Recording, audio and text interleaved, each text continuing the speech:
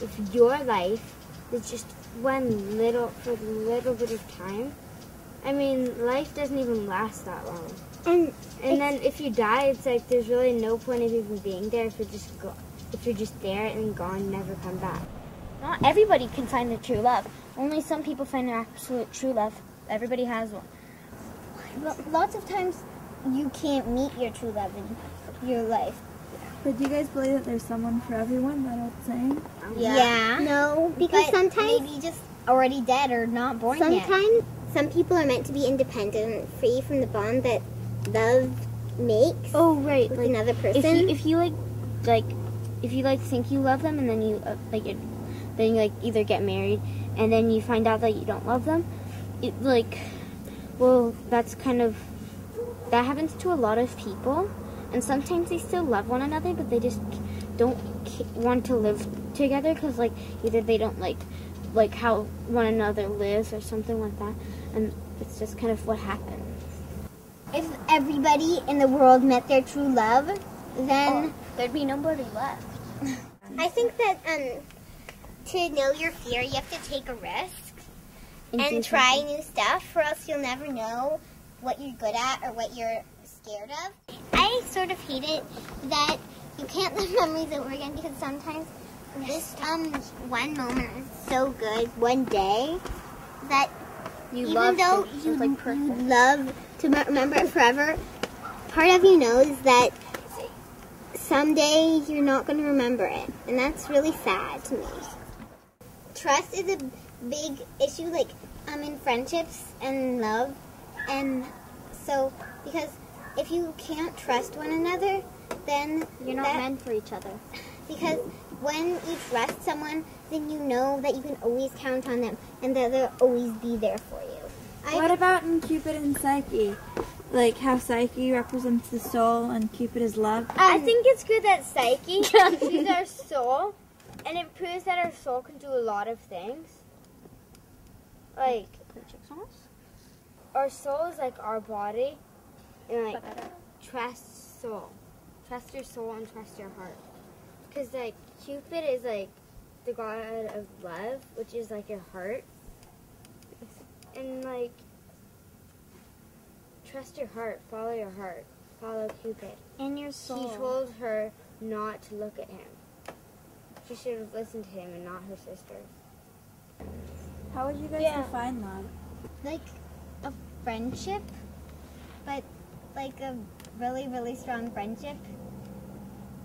I would describe it as something really kind of a mystery, because it's really hard to explain, because it's just so emotional and personal that nobody can explain love. It's really hard to describe how you feel, because maybe you don't really understand it. This may sound really, really weird to you, but sometimes I have deja vu. What's that mean? It's remembering stuff. You know, when sometimes you I feel like you've done it sometimes before. As normal as sitting down for dinner, or going to a friend's house, I feel like I've seen it before and done it before, in a dream, sometime else. Even though I know, subconsciously, I know that it couldn't have happened before, because every day is a brand new day, and every day is different, but it just feels so similar.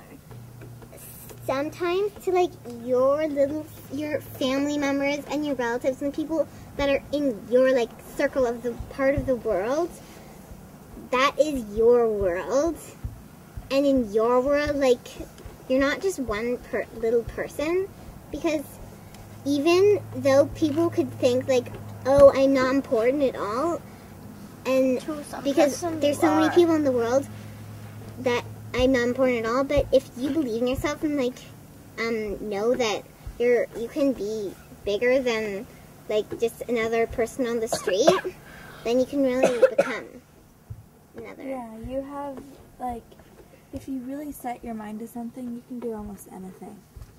You can if you really want to. After someone dies, their soul's left their body, and it's somewhere else. So it's not really the person you knew. It's their body. Just their body. I think that when somebody's soul leaves their body, that it like stays there for a while, like right next to the body, Hovering over like it.